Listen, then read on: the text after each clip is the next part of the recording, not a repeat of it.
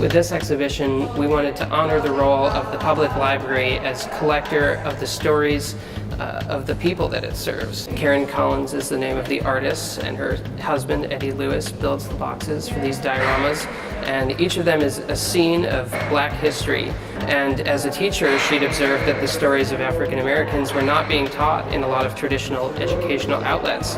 So she took it upon herself to combine this love for miniatures and the sort of perceived lack of history being shared and taught, and created this museum. I don't like these two sort of almost aligned. So right now we're looking at the pencil collages made by folk artist Tressa, or Grandma Prisbury.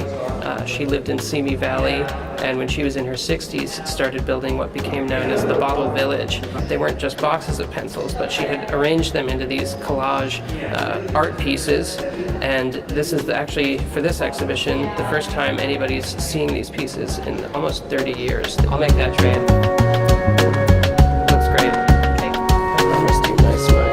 Darlene Lacey, when she was a teenager growing up in Southern California in the 1970s, when she was looking for something to collect and settled on candy wrappers, she first found a box of something called Nice Mice, which she liked for the design, thought perhaps it would not be around forever.